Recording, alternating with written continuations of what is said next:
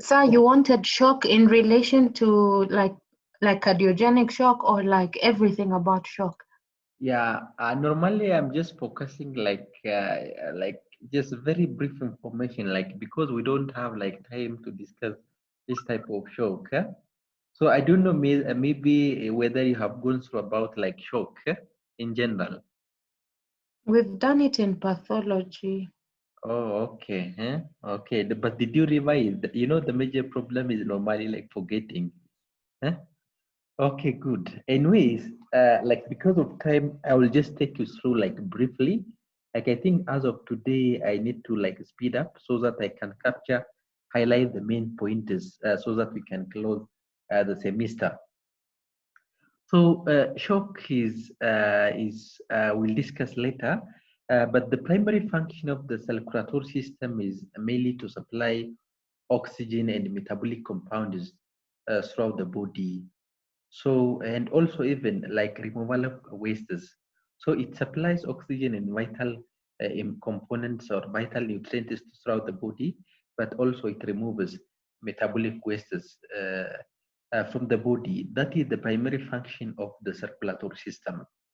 So when there is a circulatory shock, it is just a life-threatening condition whereby this principal function of the body is compromised.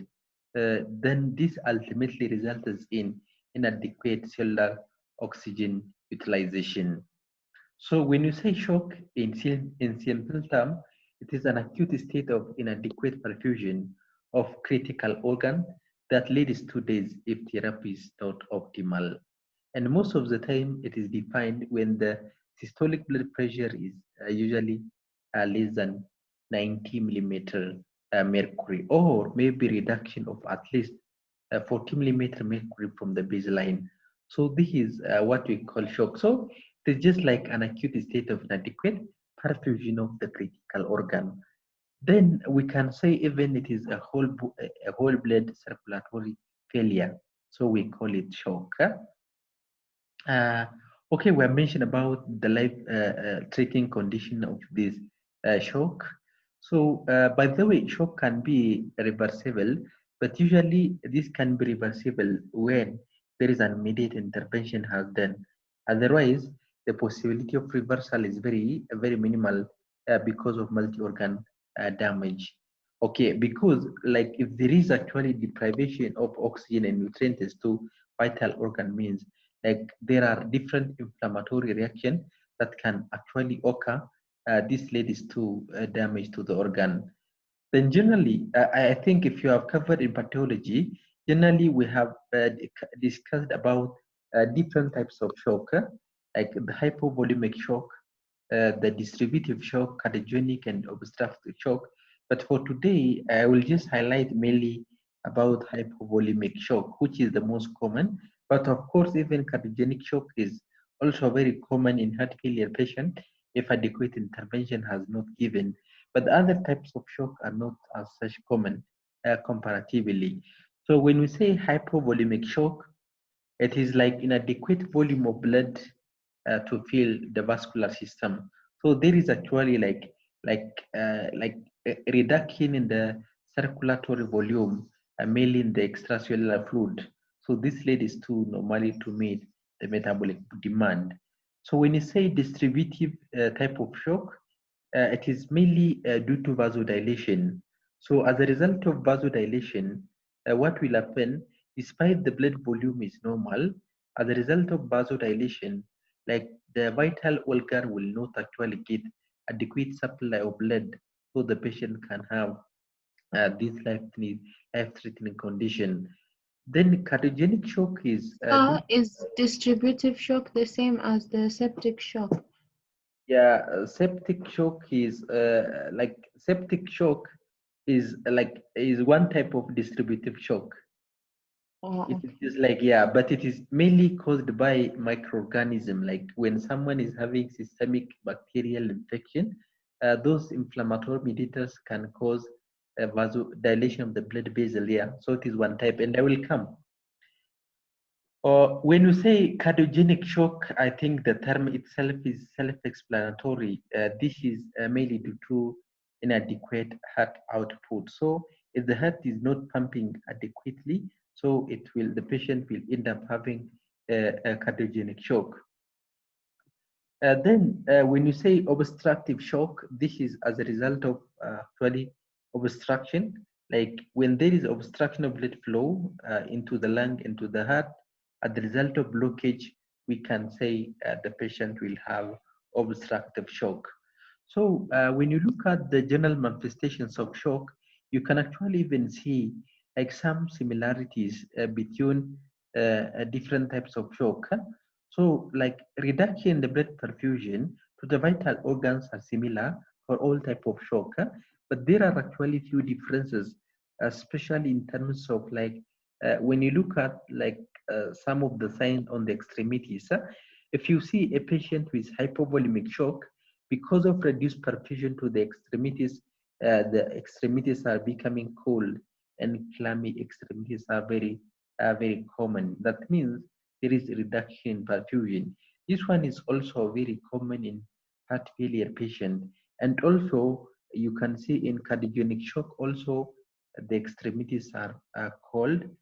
But in distributive shock, as a result of, remember, distributive shock is due to infection, inflammation, or intoxication. So there is vasodilation. So most of the time, the extremities are actually very warm because of vasodilation. As a result of vasodilation, there is adequate blood flow to the extremities. But the major problem is there is no sufficient amount of blood that can perfuse the vital organ as a result of distribution. Okay, otherwise, the cardiac output in hypovolemic shock can be low. It can be low, but even in distributive can be normal or high. You can see. Then, most importantly, when there is a reduction of oxygen supply to some part of the organ, then the body undergo an aerobic metabolism and it generates lactic acid. So when you do arterial blood gases, you will see normally high level of lactic acid, or the patient will have lactic acidosis. So this is what you can see mainly. So I think the main difference is mainly about the extremities are usually warm in cases of distributive shock, but the other conditions are more or less similar except the causes. So as I said before, cardiogenic shock is due to pump failure, so manifested as decreased cardiac output. So what are the major like causes of cardiogenic shock? Cardiomyopathies such as MI, and also dilated cardiomyopathy. They can actually cause cardiogenic shock. Arrhythmias like both tachy and brady arrhythmias are responsible, like the major, like they are responsible to cause cardiogenic shock. Then also, like mechanical problem in the heart valves, like when the valves undergo stenosis. Yeah, those are some of the causes. And of course, obstructive or extracardiac, like such as pulmonary embolism, tension, pneumothorax. By the way, pneumothorax means like the air will leak out like from the lung, that like then it actually accumulates between the chest wall and the lung. Assume this is the lung and this is the chest wall. So when there is actually a trauma, which is the most common causes of pneumothorax, when there is a trauma in the lung, maybe like trauma, maybe it's just like injury of sharp objects around that area, then what will happen? The air will leak. The air will leak from the lung and accumulate in this area, and it can actually cause compression or physical compression of the lung. We call it pneumothorax. I think the most common cause of pneumothorax is mainly trauma in the area. Of course, even pericardial effusion can also cause, when there is actually fluid accumulation in the pericardium, it can also cause cardiogenic shock because it affects the ability of the heart to pump effectively. Then when you say distributive shock, it is also known as vasodilatory shock, and mainly due to peripheral severe peripheral vasodilation. So when there is a severe peripheral vasodilation means there is a reduction in the venous rhythm so that the heart will not get adequate amount of blood to pump. So septic shock, anaphylactic are some examples of distributive shock. So as a result of vasodilation, the extremities are mainly warmer rather than cold, like other type of shock. So this is the typical difference in case of anaphylaxis as well as in case of septic shock. Then hypovolemic shock is due to a decrease in the preload. Remember, preload is like ventricular filling pressure. So it is very one of the most common determinant of the stroke volume. So when the preload drops means there is the cardiac output also drops. So when the cardiac output drops means there is like inadequate tissue perfusion. So this inadequate tissue perfusion ultimately activates anaerobic glycolysis. That is why there is a production of lactic acidosis. So when you do arterial blood gas analysis, the patient will end up even having a metabolic acidosis. So what are some of the causes of hemorrhagic shock? So hemorrhagic shock or bleeding, yes, this is very common by the way. When someone is having severe bleeding, in case of trauma such as road traffic accident, maybe GI bleeding, maybe when there is a ruptured aneurysm, those are like the major causes of bleeding, and ultimately they will end up the patient intravascular volume will be reduced, and then the vital organ perfusion will be diminished. Then the other causes of non-hemorrhagic causes of hypovolemic shock is dehydration. Like in case of severe diarrhea, severe vomiting, or coughs, even severe burn can also cause dehydration. And lastly, sad spacing of fluid. Remember, in sad spacing of the fluid means like you can say when a patient that think about the extracellular fluid. So extracellular fluid consists of the interstitial space and also the intravascular or the plasma and the interstitial space. So if the blood is actually like if the fluid is actually moving outside from the vascular compartment to the interstitial space, we call it third spacing. It can cause depletion of blood volume in the intravascular compartment. So this depletion of blood in the intravascular compartment can actually cause what? Can cause hypovolemic shock. So in general, hypovolemic shock is mainly due to reduction in the blood volume. So when you look at the pathophysiology, like the total amount of water in adult is like 42 liter, and about 28 liter is mainly in the intravascular compartment. But however, the 40 liter, like 14 liter is only the extracellular fluid that contains the interstitial fluid as well as the plasma. So when you say shock, we're referring about mainly like a depletion of fluid in the plasma, that is the intravascular compartment. So hypovolemic shock occurs as a consequence of inadequate intravascular volume to meet oxygen and metabolic needs of the body. So what will happen by the in case of hypovolemic shock if there is a reduction of intracellular vascular volume above 750 to 100 or 1500 ml of blood volume, then the patient will encounter signs and symptoms of shock. So I already said about the major causes. So as a result, when there is a decrease in the preload, that is the venous rhythm or ventricular filling pressure. So what will happen initially, the cardiac output can be partially compensated because of reflex mechanism or because of reflex tachycardia. There is a possibility of what? A compensation initially. And also even there is activation of the peripheral vascular resistance will be activated, and this partially restore the cardiac output. The problem is this neurohormonal response to hypovolemia is mainly mediated by sympathetic nerve system to activate what? To restore the blood volume. But the problem is when there is a continuous activation, it can actually even cause like ischemia, or it can cause actually detrimental effect to the organ. So the body attempts to maximize its fluid mainly by actually decreasing water and sodium excretion through the release of antidiuretic hormone, aldosterone, and cortisol. So you can actually even see like all activation what we have seen, renin, angiotensin, aldosterone system activation can be done.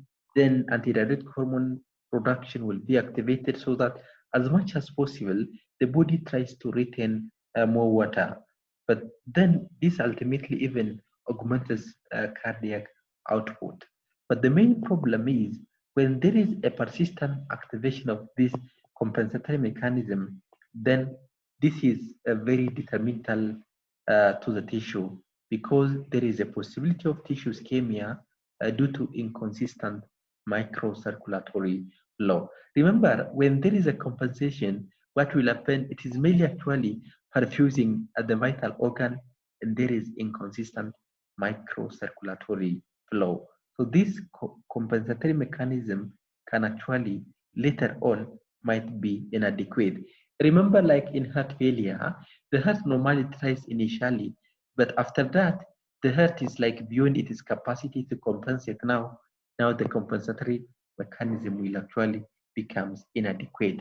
So this ultimately results in a fall in cardiac output, and the blood pressure will be significantly reduced.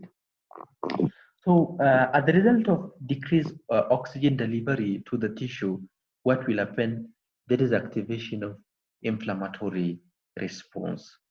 Then apart from that, as a result of decreased oxygen delivery, there's a reduction in the generation of energy, mainly ATP production, which is like the vital source of, like the cell will get energy by converting glucose to ATP. Then after that, what will happen?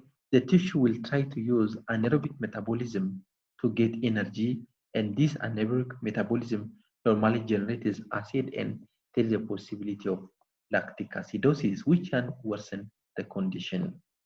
So when there is a protracted tissue hypoxia, this leads to organ dysfunction and eventually failure if it is not treated. That is why shock is a medical emergency. So when you look at a patient with hypovolemic shock, what are the major manifestations when a patient is having a hypovolemic shock? So you can see the effect on the heart. There is a possibility of having myocardial ischemia. So you can see if there is myocardial ischemia means like the heart muscle undergo necrosis and develop heart failure. Then in the brain, like when someone is having shock, there is confusion, global even cerebral ischemia can occur. So this one is due to reduced perfusion to the brain. Then as a result of actually reduced blood supply to the liver, there is a release of liver enzyme, and also even inflammatory reaction in the liver can actually cause release of liver enzyme, and also stasis of bile flow. In the lung, it can cause pulmonary edema. In the kidney, what will happen? The kidney can cause oliguria and even decrease glomerular filtration. The person will have even acute kidney injury. Then, apart from that, in the GIT, when there is a reduction of blood flow to the GIT, there is stress-related mucosal damage. Also, there is bacterial translocation. So those are the major things we need to know when a patient is in shock. Then generally, when you look at the clinical presentations of shock, you'll see like weakness and lightheadedness are very common as a result of a reduction in perfusion. So the patient will have hypotension. So like the systolic blood pressure is usually less than 90 millimeter mercury. then the patient can have tachycardia, tachypnea can also occur. This is the result of the compensatory mechanism. Then tachypnea is like because of metabolic acidosis, like the heart tries, like the lung tries to remove like the excess carbon dioxide or the excess acid, or due to respiratory compensation, the patient will have actually hyperventilating. That is, we call it even tachypnea. So the respiratory rate will be very high to eliminate the excess acid in the body system. Then, of course, you will see oliguria, like reduction in the urine volume. Like you will see oliguria. We'll discuss when we are discussing about acute kidney injury. Then, as a result of reduced perfusion, you will see cyanosis, like bluish discoloration of the skin can be seen. Yeah, like pale conjunctiva, pale skin is very common in case of this condition, and the temperature on the skin will be cool to cold, and mental status, mainly confusion to coma, is very common. So those are the major manifestation when a patient is in shock. Then what kind of lab findings can we see when a patient is having shock? So the major thing we need to see when a patient is in shock is there is a possibility of increased arterial blood gases. So because of generation of lactates, you will see the pH will be lower, so in the blood. Then, if there is a bleeding, maybe the patient can have a low level of hemoglobin, or the patient can have anemia. But this one is only when the patient is having hemorrhagic type of shock. Then there is a possibility of having hypernatremia.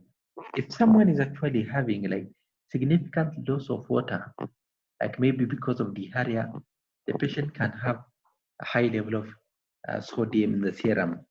This is just because of concentration, like the significant loss of water, then ultimately the sodium level can be concentrated, and the concentration of sodium will be very high. Then as a result of acute kidney injury, due to reduction in perfusion, the patient can have elevated blood urea nitrogen and serum creatinine, and the patient can have hyperglycemia. So this hyperglycemia is like the compensatory mechanism, yes. So because of activation of the sympathetic nervous system, the patient sugar level can be elevated in acute states. This one even we have seen in shock, sorry, in stroke, the sugar level can be elevated. So having said this much about hypovolemic shock, how do we treat hypovolemic shock? So the goal of therapy is just restoring the blood volume and managing underlying causes. So what are the general approaches in the treatment of shock? So if a patient is actually having, if the oxygen saturation is very low, we need to give adequate ventilation so that the tissue can get adequate amount of oxygen. Secondly, we need to infuse, that is fluid resuscitation is very important. Of course, if the blood pressure is actually significantly lowered, we need to consider inotropic agents, like administration of vasoactive agents are very important. So those are the major things that we are going to discuss in the management of shock. But of course, if it is a septic shock, we need to even consider antimicrobial agents. So in the management of shock, fluid therapy is very important. And from the fluids, we do have majorly three types of fluids. Crystalloids, those are electrolyte-based solution. Colloids, they are large molecular weight solutions. And blood products, those are actually like whole blood desa, or whole blood products can be given in case of hemorrhagic shock. So remember, conventional or balanced crystalloids are very important because like the available balanced crystalloids, they normally contain similar electrolyte composition like that of the plasma, such as the lactated Ringer solutions and normal saline. Those are actually like very life-saving fluids that are very important in acute states of shock. Then the osmolarity of the crystalloids are usually similar to the plasma, so that they don't cause any problem. Like they don't cause any problem because of osmotic. So they are isotonic with the plasma osmolarity. Let's see about the role of crystalloids. So crystalloids are mainly advocated the initial resuscitation fluid in hypovolemic shock because of availability, low cost, as well as equivalent outcome compared to colloids. So because of this reason, in majority of our setting, crystalloids are like the front line in the management of like they are the front line fluid therapy in management of hypovolemic status. So their reasonable initial volume is you can use normal saline or Ringer's lactate. So when a patient is having like acute hypovolemic shock, initially you need to give 1 to 2 liters are administering over the first few hours of therapy. So the first few hours of therapy, we need to give this much amount of fluid so that we can restore the vital sign. So most of the time, in the absence of ongoing blood loss, administration of 2 to 4 liters of normal saline or isotonic fluid can reestablish the blood flow. It can reestablish the blood flow so that you can actually get restoration or adequate restoration of the vital sign. So this is very key, specifically in cases of acute condition. So you can actually even see, can you hear by the way? Can you hear? Yes. Yes. Yeah, because like the light went off and came back. That is why I'm not very sure. Okay, good. So you can actually even see, I think at this point, you need to know about like the composition of electrolyte. Like in normal saline, you can see, as you can see from the slide, in normal saline, the level of sodium is like 154 and the chloride level is like 154 milliequivalent per liter. So this is like normal saline. But sometimes we need to have a hypertonic saline. So there is a condition where we are going to use hypertonic saline. Let me give you one condition. Hypertonic saline, in case of hyponatremia, sometimes we can use a hypertonic saline so that we can restore the sodium level. So this percentage of sodium is hypertonic saline. So we can use it accordingly. So in hypertonic saline, the level of sodium and the chloride level is very high. But when you look at Ringer's lactate normally contain like many electrolytes, including sodium, chloride, potassium, and calcium and lactate. So that is why Ringer's lactate, if you are expecting a significant derangement in the electrolyte level, such as potassium, calcium, and yes, the best choice of fluid is Ringer's lactate because it contains like potassium, it contains calcium. Yes, and apart from that, even in acidotic condition, this lactate can be converted to bicarbonate. It converted to bicarbonate so that it can actually even correct metabolic acidosis. So that is why Ringer's lactate is really a good drug of choice. But the major problem is if a patient is having liver derangement, the lactate cannot be converted to bicarbonate, and it causes even accumulation of lactates, or lactic acidosis can occur in liver patients. So sometimes we need to be very careful when we're restoring, like when we're actually giving lactate in liver patient. So generally speaking, it is not recommended to give Ringer's lactate solution for liver patients because of this issue. Okay, so those are some of the things you need to know. Of course, even in renal problem, like if a patient is actually having renal issues, like there is a possibility of acidosis, like lactic accumulation can also occur. So this one will not be a drug of choice, sorry, a fluid of choice, even a renal issue. So in those patients, we need to be very careful. Then remember, like the major problem in our setting is sometimes like fluid overload is very common due to excessive replacement of fluid. Yeah, that is also another issues. And this ultimately even causes electrolyte disturbance, especially sodium, potassium, and chloride level. So those are the major tissues. Just let me respond to the dean. Just 1 minute.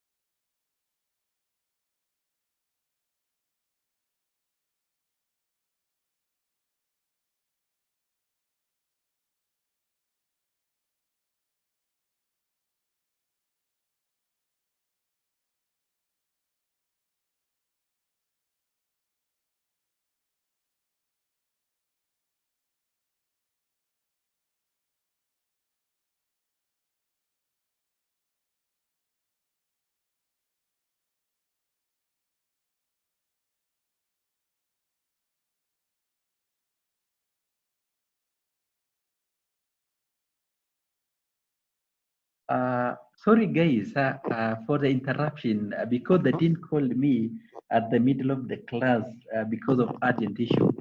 Okay, fine. So remember, fluid overload is very common, especially if you give them excess. Then as a result, there is a possibility of electrolyte disturbances by the as a result of. I think those are like the key notice as a pharmacist we need to be concerned about. So what will happen if there is excessive fluid is given for a patient? If excessive fluid is replaced to a patient, then one thing that can happen is there is a possibility of dilution of clotting factor. So clotting factor will be diluted so that there is a possibility of actually bleeding. We call it dilutional coagulopathy can happen. So that one is really true if there is like fluid, excessive fluid replacement. Then apart from that, in case like the lactate ringer solution, they contain potassium. So because of this, there is some probability of disturbance in the potassium level. Yes, for example, Linger's lactate has a greater potential than normal saline to cause hyponatremia and hyperkalemia. So this hyponatremia is related to dilution.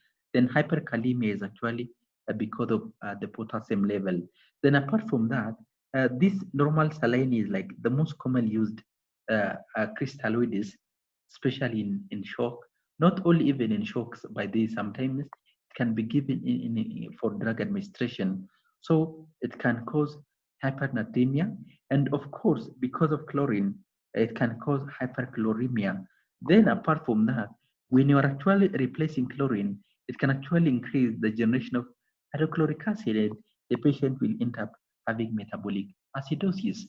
So this is very key. So in acute stroke, the recommendation is normally like 1 to 2 liters in the first hours of therapy is adequate enough to restore the vital sign in a patient who is having shock. Okay, then colloids. Colloids are not commonly used, by the way. Yeah, those are not commonly used fluids, but they are available. Okay, so administration of exogenous colloids results in an increase in the intravascular colloid osmotic pressure. So the issue of colloids are actually they normally increase blood volume because they can actually by increasing by actually because of their effect, because of their osmotic effect, they can actually restore, they can increase the backflow of fluid from the interstitial space to the intravascular compartment. So this is the main role of colloids. I think albumin is like the most commonly used colloids, especially when someone is having a deficiency of albumin. Okay, so you can see colloids on intravascular volume is mainly as a consequence of their large molecular size. So they are very large in molecular size, and most of the time they cannot cross the capillary membrane. So shifting of colloids to the surface space is very unlikely because they are very large molecular weight and they cannot uh, pass the capillary membrane. So because of this reason and because of the osmotic effect, they can actually restore or they can increase the water flow from the interstitial fluid to the intravascular compartment and ultimately increases blood volume. So we can say colloids are sponges. You can actually even see how sponges look like. They draw fluids into the intravascular space from interstitial space, and they can maintain or restore intravascular volume. Remember, intravascular volume depletion means there is a possibility of having perfusion or reduction of perfusion of the vital organ because of this issue. So this is the major issue. So in contrast to isotonic crystalline solution, uh, so this crystalline solution normally they can distribute throughout the extracellular fluid, including interstitial space. So the volume of iso-oncotic colloid administration remain relatively confined to the intravascular space. So mainly because they are high molecular weight, they usually remain within the intravascular compartment, but crystalloids normally they can actually pass the capillary membrane, and then then they cannot, sometimes they might not stay for a long period of time in the intravascular compartment. So comparatively, colloids are very good to restore the intravascular compartment, but they are not commonly used. They are not commonly used. So what are the exogenous colloids? You can see like the albumin 5%, 5%, then 5% plasma protein. Those are actually derived from the human plasma. Also, there is also starch derivative. Those are actually the semi-synthetic starch derived from amylopectin. So those are some of the preparation that can be sometimes used, like the dextran, dextran 40, dextran 70, and dextran 75. This is actually based on their molecular weight. So you can actually even see there is variation in the molecular weight. So those are some of the colloids that are available and that can be used in replacement therapy. So this diagram is to show you about the composition of the different colloids. You can actually you can read this dextran contain sodium and chloride. Then apart from that, they also contain what? They also contain the starch polymer. So I think this one you just normally look at it when you get time. So what are the major side effects of colloids? Despite they are not commonly used, still they can cause dilutional coagulopathy, fluid overload, and of course, anaphylactoid reaction is also very common with this class of drug, this class of fluids. So they do have a tendency to actually cause anaphylactic reaction. So that is the major problem with this class of drugs. Fluids, sorry. Then the last type of fluids that can be used is blood products. Remember, when someone is having hemorrhagic stroke, I think this is really very important. So we need to actually give blood products so that we reduce the possibility of anemia. So those are the blood products that can be administered. So most of the time, it is usually indicated in a patient with hypovolemic shock, so with a blood loss of above 1.5 liter. So this is whereby we can actually consider blood products. So if there is a significant blood loss, means the patient will have even end up with having anemia. So in this setting, most of the time, whole blood can be administered to the patient. Okay, do you know about the unit of measurement of blood? You'll see it when you go to the practice site, a pint. Yeah, they call it pint. So this is normally the unit of measurement of blood products that can be considered. So we do have many other blood products, but the most commonly blood products that can be considered in our setting is normally whole blood transfusion. Okay, good.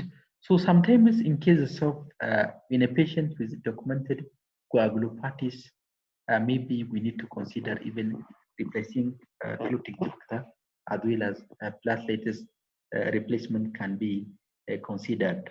So those are some of the conditions we need to consider. Okay. Then lastly is we need to consider vasopressor. Remember, the vasopressors they can cause vasoconstriction and ultimately increases cardiac output as well as blood pressure. So those are temporary measures in a patient with profound hypotension or evidence of organ dysfunction in the early stage of shock. So if a patient is having this problem, maybe we need to consider vasopressor. So sometimes these vasopressors are considered with fluid administration, like if the fluid alone is not restoring the blood pressure and the tissue perfusion, sometimes we need to consider a vasopressor. So what are the most commonly used vasopressor that can be used in circulatory shock? So mostly norepinephrines are commonly used. So remember about norepinephrine has actually alpha-1 and beta-1 effect, but it does not have an effect on dopaminergic receptor. So this dose of norepinephrine can be given. So those are some of the agents that can be considered when a patient is having a shock, even in cardiogenic shock. Norepinephrine is preferred to dopamine secondary to increase the incidence of arrhythmia.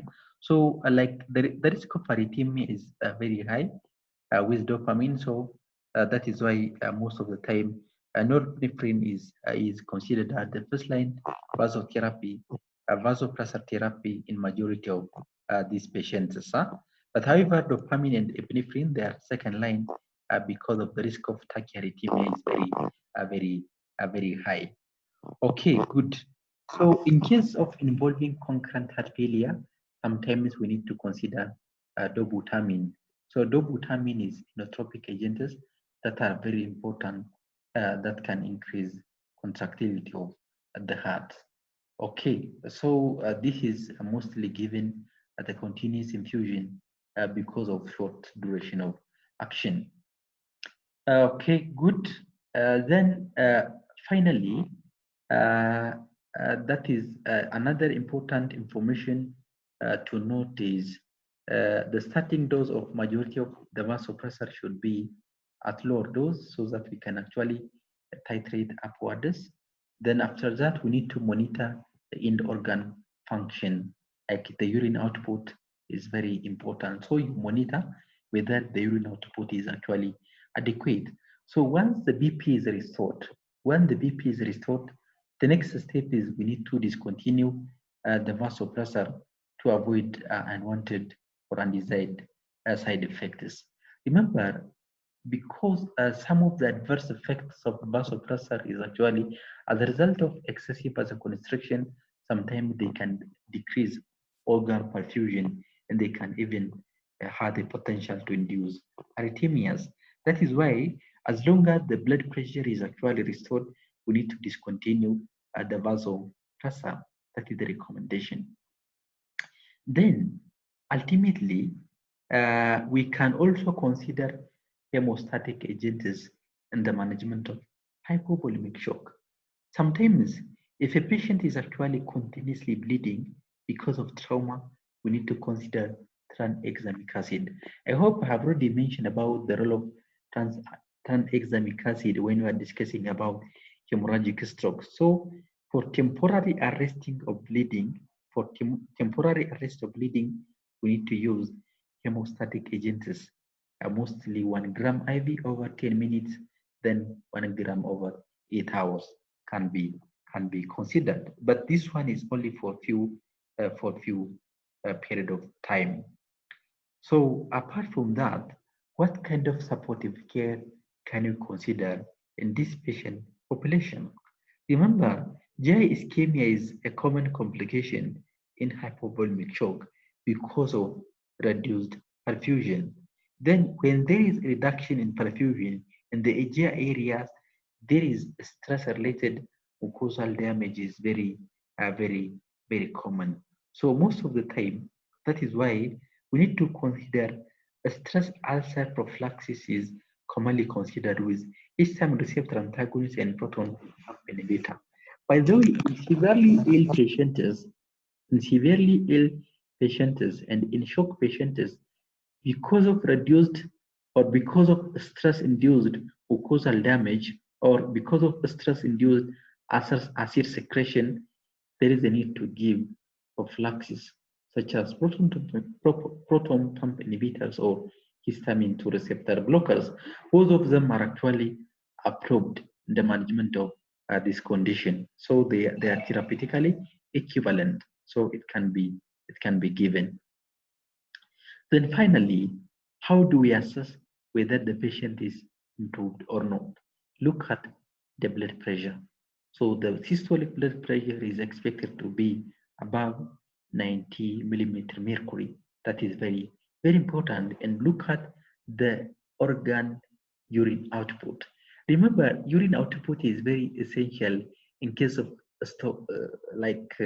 in case of shock state, because if the urine output is good, means like you can say like the patient is actually resolving from the acute kidney injury. So we can actually even look at the dysfunction. Then most importantly, we need to assess the mental status change and also look at the skin color. So whether there is any change in the skin color, those are actually gives a lot of information whether the shock is actually, whether the patient is restoring from the shock or not. So this is about shock in brief. So maybe when you get time, you just actually go slowly and look at the information. But generally in shock patient, or in summary, in shock patients, fluid replacement is the cornerstone in the management.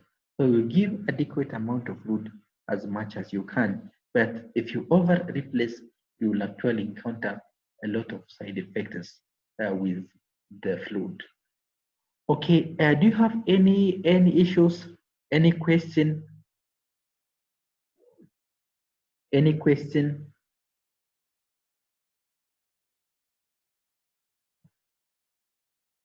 So can we proceed to the next topic?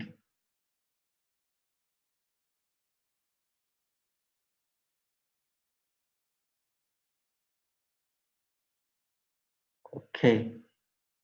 So let me take you through about acute kidney injury. Now, I've already finished cardiovascular disorders, and now the remaining three topics I'm going to take you through is about renal disorders. So in the renal disorders, I just picked like the most important thing: acute kidney injury, chronic kidney failure, and nephrotic syndrome. Those are the major renal condition you'll encounter in the practice areas. So how do you define by the acute kidney injury or acute kidney failure?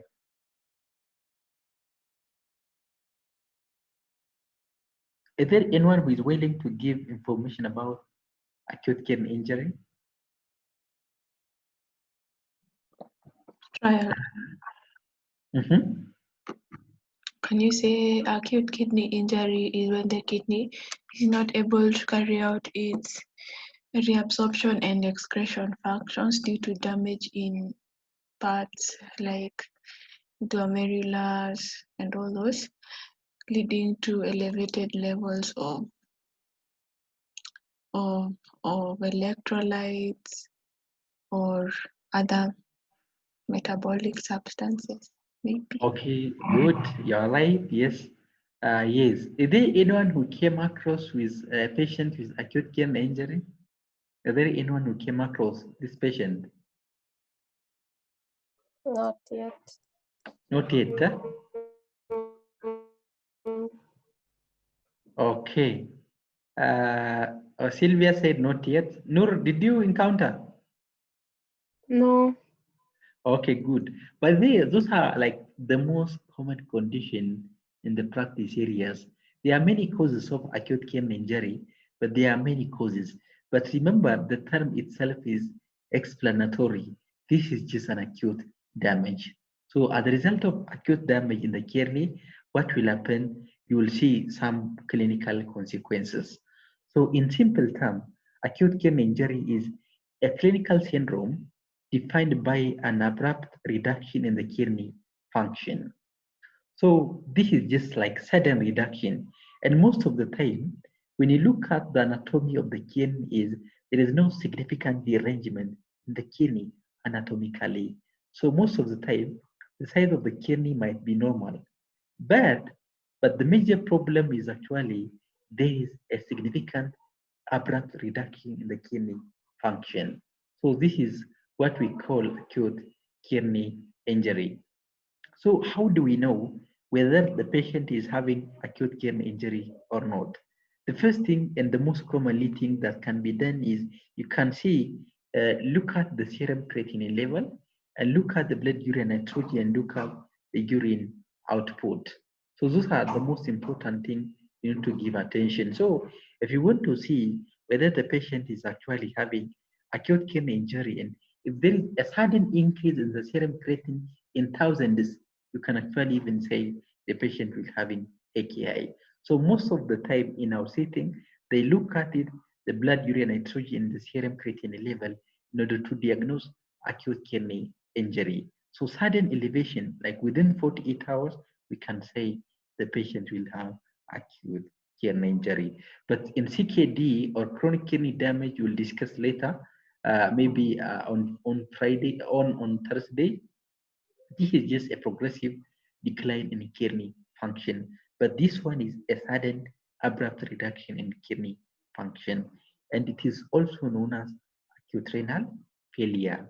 So most of the time, a patient who is having a chronic renal failure can have even acute chronic failure. So if a patient with pre-existing renal impairment is having a rapid reduction or in renal function, we can say acute on chronic renal failure. That means the patient was having already existing renal problem, and unfortunately, then suddenly there was like a sudden reduction in kidney function. We call it acute on chronic. Remember, even in heart failure, there is also acute on chronic heart failure. That means there is sudden exacerbation of the problem. So it is defined as, by the way, it is defined as an increase in the serum creatinine of at least 0.3 milligram per deciliter. So if a patient, if you see an increase with serum creatinine of 0.3 milligram per deciliter within 48 hours, we can say still the patient will have acute kidney injury. But most of the time, in a KI, the creatinine level in the serum is really significantly very high. Then of course we need to look at even we need to look at a 50% increase in baseline in serum creatinine within 7 days. This is still under acute kidney injury.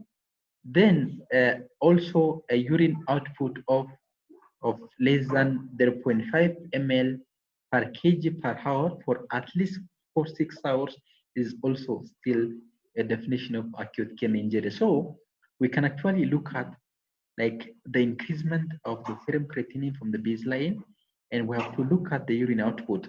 Those two criteria are actually the major criteria that are very important to define acute kidney injury. So only one criteria needs to be met for diagnosis of AKI. But as I said, in our setting, mostly they are going to use the serum creatinine levels are very important, and most of the time, like our patients are having like significant elevation in serum creatinine in majority of acute kidney injury patients. So maybe if you are interested, maybe you go through like the cases I uploaded on the Blackboard under case studies menu, then you will get normally a case of AKI, like the cases we have seen in the past semester with other class of students. So these are the criteria. Then apart from that, this one is normally the recent criteria about the staging of acute renal failure. So if according to the GFR criteria, if the GFR, we call it like GFR rate criteria or glomerular filtration rate criteria, if the creatinine increases like by 1.5 times from the baseline, we can say the patient is at risk. If the creatinine increased 2 times, we can say the patient is actually having injury, or a GFR decrease by 50%, 70% increase, we can say the patient will have failure. Loss is when there is a complete loss of renal function above 4 weeks, we can say loss. So those are some of the criteria. But in simple terms, we can use serum creatinine and also even blood urine and nitrogen, but the standard classification or the standard definition of AKI is mainly based on urine output or serum creatinine level. So what is the epidemiology of AKI? You can see 5 to 7% of all hospitalized patients develop AKI. And apart from that, AKI is very common in hospital setting. It's very common in hospital setting, and majority of the patients are admitted in hospital setting, and about 5 to 20% of critically ill patients will develop AKI. You can actually even see AKI is very common in critically ill patients because of the causes. So apart from that, AKI is reversible. If we give proper treatment, by the way, we can reverse acute kidney injury. However, 30–40% of survivors can progress to chronic kidney damage. So this is based on epidemiological result. So when you look at the pathophysiology of acute kidney injury, the causes of AKI is traditionally classified into 3 categories: prerenal, intrarenal, and postrenal AKI. So intrarenal is also known as intrinsic acute kidney injury.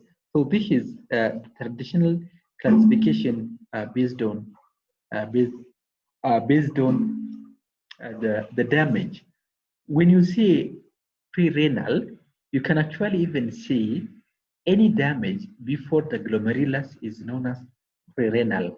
That means if there is stenosis of the renal arteries, if there is a problem in the afferent and efferent arterioles, we can say the patient will have prerenal. So any factor that affects at this point, we can say the patient is actually having, or the causes are prerenal acute kidney injury. If there is a damage within the kidney, including even within the glomerulus or within the renal tubule, we can say the patient will have intrarenal, that means within the kidney system. But if the problem is actually after the kidney, like if there is a problem in the ureter, if there is actually some problem in the urethra, we can say the patient will have post-renal acute kidney injury. So what causes prerenal AKI? The major causes of prerenal AKI is reduction of blood delivery to the kidney. If there is a reduction of blood delivery to the kidney, there is a possibility of prerenal acute kidney injury. And most of the time is mainly due to intravascular volume depletion, due to bleeding, dehydration, and GI fluid losses. But what kills a patient due to dehydration, like what kills the patient as a result of dehydration and GI fluid losses such as diarrhea is the acute kidney injury. Like if there is significant blood loss, now what will happen? Like blood will shunt away to the vital organ so that the kidney will not get adequate perfusion. If there is no adequate perfusion to the kidney, now the kidney undergo damage due to ischemia. So ischemia normally activates different inflammatory mediators and it can cause local damage to the kidney. So this is the major problem with dehydration and GI fluid losses. That is why, as long as you are actually replacing fluid adequately, the probability of having kidney damage is very minimal. Yeah, so that is why, like for general population, the principal advice is replace fluids as much as possible and avoid any dehydration because dehydration is mainly associated with significant loss of water. So in case of diarrhea and vomiting, make sure you give adequate replacement of fluids. If not, the patient will end up having acute kidney injury. So any loss of fluids are mainly associated with prerenal acute kidney injury. So that is why if a patient is having this problem, the recommendation is early volume restoration, can prevent progression and it can improve recovery because there is no structural damage to the kidney as occurred. Most of the time in the pre-renal AKI, if acute restoration has been done, the patient will not have significant structural damage. So at this point, the patient does not have any structural damage to the kidney. But the problem is, if there was a structural damage to the kidney, there is a possibility of progression to chronic kidney disease. So that is the major point, and you need to give due consideration. Then any condition that reduces cardiac output can also cause pre-renal AKI. Why? Because they are affecting what? The delivery of blood to the renal arteries, such as CHF, myocardial infarction, and also hypotension. Those are some of the causes. But sometimes even drugs can interfere the function of AKI. So I will take you through about some of the drugs that can cause acute kidney injury. Some drugs can cause normally acute kidney injury, and I will take you through later. So you can see AKI can also be due to drugs. Some example of the drugs that can cause acute kidney injury is non-steroidal anti-inflammatory drugs. But do you know why NSAIDs are very notorious to the kidney? No, that is why long-term use of NSAIDs are generally not recommended because of this problem. So what do you think? Why NSAIDs are actually very bad to the kidney? Why NSAIDs are very bad to the kidney?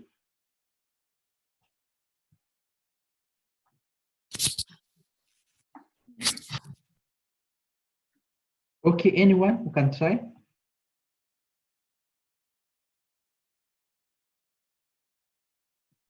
Because they block COX-2 and we reduced prostaglandins and hence reduced renal blood flow. Yes, remember NSAIDs are they are actually prostaglandin synthesis inhibitors. So by inhibiting prostaglandin, renal prostaglandins are very important for dilation of renal arteries, especially that supplies blood to the kidney. So if you give them NSAIDs continuously, means it can actually block, so the patient will have normally blood blockage of blood flow because of inhibiting of this effect. So that is why NSAIDs can also even cause renal acute kidney injury. Then apart from that, AC inhibitors and ARBs are also responsible to cause acute kidney injury. Why? Why AC inhibitors and ARBs are causing acute kidney injury? Why it causes? Do you know why AC inhibitor, when you are giving AC inhibitors and ARBs, we need to monitor the renal function test? And what is the absolute contraindications of AC inhibitors? Absolute contraindication for AC inhibitors?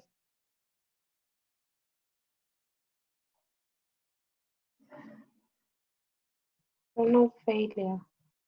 Sorry?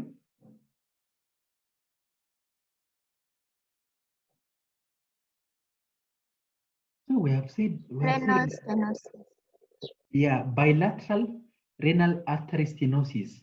So when both arteries are undergo stenosis, and that condition normally we don't use ACE inhibitor.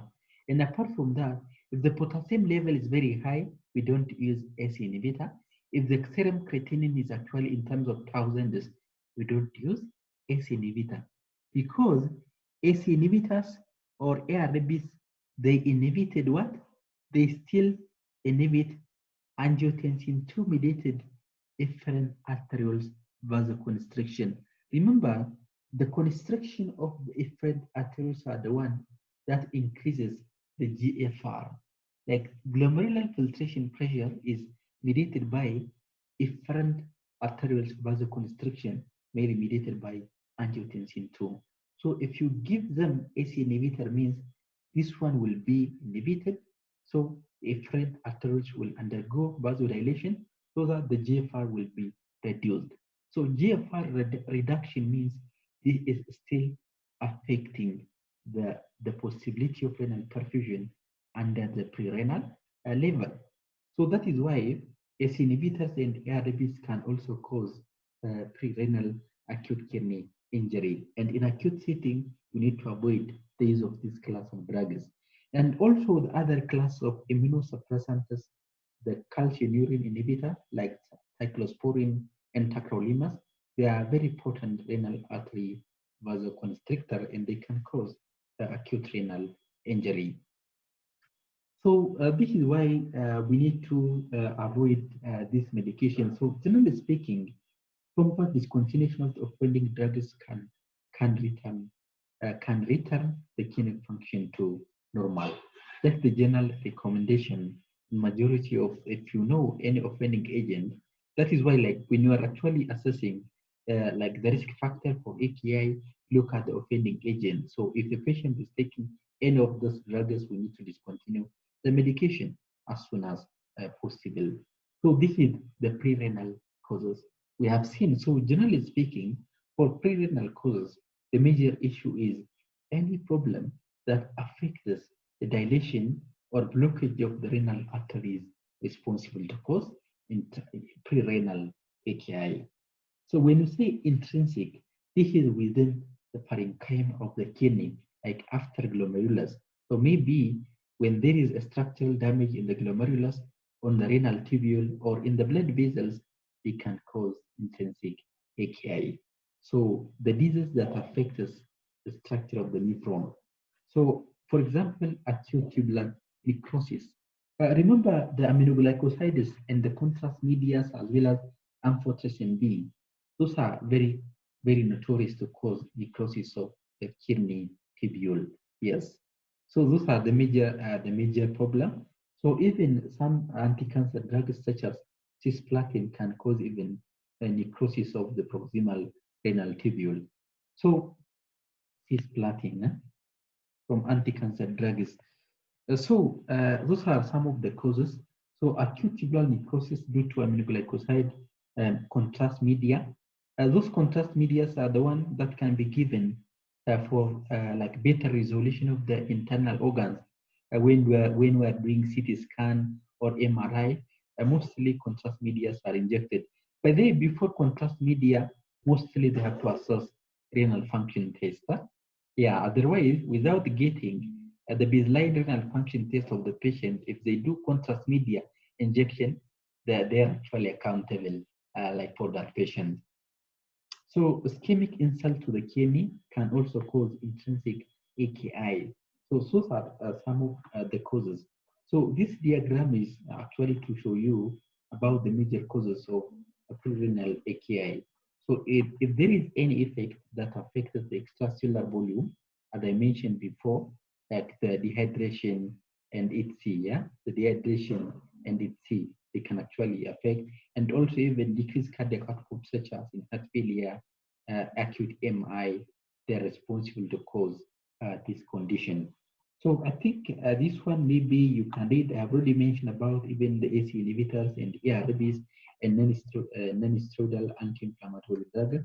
They are notorious to cause acute kidney injury, and monitoring of renal function test is really very, very important. Okay, so acute tubular necrosis accounts like for 50% of all cases of acute kidney injury. So like around 50% of the cases of AKI is mainly due to acute tubular necrosis. Okay, sorry. Then lastly, let's see about post-renal AKI.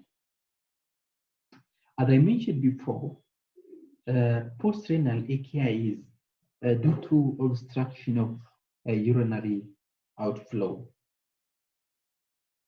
So if there is actually obstruction of urinary outflow, it can actually cause AKI. That is why urine retention is not really advisable.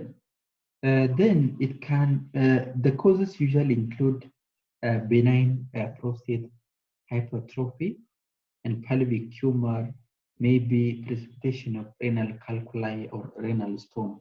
So those are some of the causes of post-renal, but mostly if there is an obstruction in the urinary outflow, those are the major causes of post-renal renal acute kidney injury, and it accounts like less than 10% of the cases of acute kidney injury. So most of the time, when there is rapid resolution can be achieved like without structural damage to the kidney can occur if we correct the underlying causes. So that is why adequate treatment of BPH and pelvic tumor or any urinary obstruction is very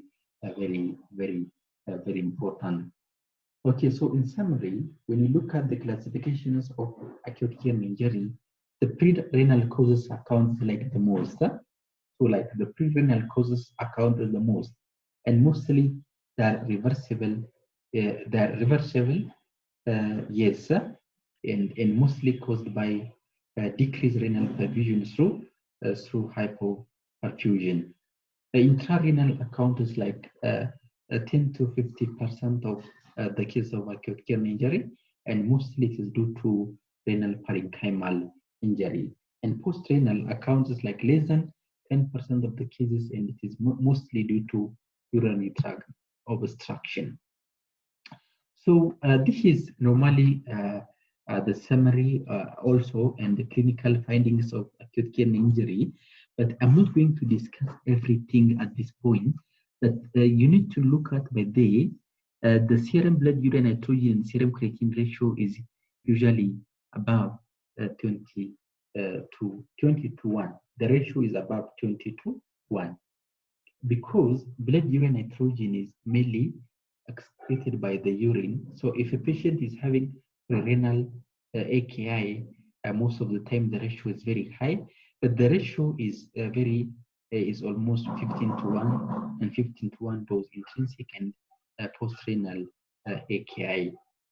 And then apart from that, the urine is usually concentrated in the pre-renal. Yeah, this is just like a mechanism to differentiate different types of acute kidney injury. The urine is usually concentrated, yeah, in this case, and most of the time in the intrinsic and post-renal, the urine is not concentrated. Then the fraction of excretion of sodium in the urine is usually less than 20, because like oliguria is very common, especially in pre-renal AKI because of reduced perfusion. So because of reduced perfusion, you don't see any significant loss of fluid. You don't even see a significant excretion of electrolyte. That is why the proportion of sodium in the urine is significantly less than, it is less than 20 milliequivalent per liter, but it is in the intrinsic and post-renal is mostly above 40 milliequivalent per liter. So generally speaking, the fraction of sodium that is excreted in the urine in the pre-renal is less than 1%, but the other one is above 20%, 2% and 2%. Then the osmolarity of the urine is very high. In cases of pre-renal, if you do osmolarity test of the urine in the pre-renal, mostly it is high urine osmolarity, but in intrinsic and post-renal, low urine. So that means in general, in case of pre-renal, the output of the urine is mainly reduced. Okay, then sometimes even you need to check whether there is a urinary WBCs. So by the urinary WBCs are actually is very negative in most of the case of pre-renal, but in this case, because of like damage in the kidney, the patient can have urinary WBC. So if there is urinary WBC, it will give you like, if you see WBC clusters in the urine, means there is actually a kidney infection. Yeah, there is actually a kidney infection. We call it pyelonephritis, or inflammation to the kidney can be happened. So most of the time, Urinary WBC, urinary RBCs are normal. Yeah, they're negative, but in the intrinsic, in most of the time, you'll see positive because the intrinsic, remember, there's damage in the parenchyma of the kidney. Then, in the most of the time, protein in the urine is usually negative in the prerenal. Like there is no protein in the urine. Yeah, because remember in the prerenal, what is the cause of prerenal is reduced perfusion. So most likely there is no significant damage in the glomerulus. So that is why you don't see any protein in the urine. But in case of intrinsic AKI, mostly there is slight derangement in the glomerular function, and the patient will end up having what? Having positive protein in the urine. But in principle or in normal circumstances, protein will not be presented in the urine. That is the normal circumstance because they cannot filter in the glomerulus. This glomerulus is like a mesh-like structure, so it does not allow like the passage of protein in the mesh. So that is the major thing you need to give do emphasis. But if there is protein in the urine, means there is damage in the meshwork of the glomerulus. Yeah, and in case of postrenal, it is mostly negative, so you don't see any protein in the urine. So those are the major things by the that can be useful to differentiate between like postrenal and intrarenal. But the problem is it is very hard to differentiate between intrinsic and postrenal unless you do imaging. But in the prerenal and intrarenal, you can actually even see those parameters. If you see the blood urine nitrogen to creatinine ratio, this one is usually above. If you see the fraction of sodium especially in the urine, then they can actually even see above. This is above 40, and this one is less than 20. So those are the basic parameters that can be useful to differentiate this condition. Do we have time? Let me see. Oh, it's already about to. Okay. Okay, good. So do you have any question? I know I'm a bit in hurry, so maybe as much as you can try to read before you come to the class.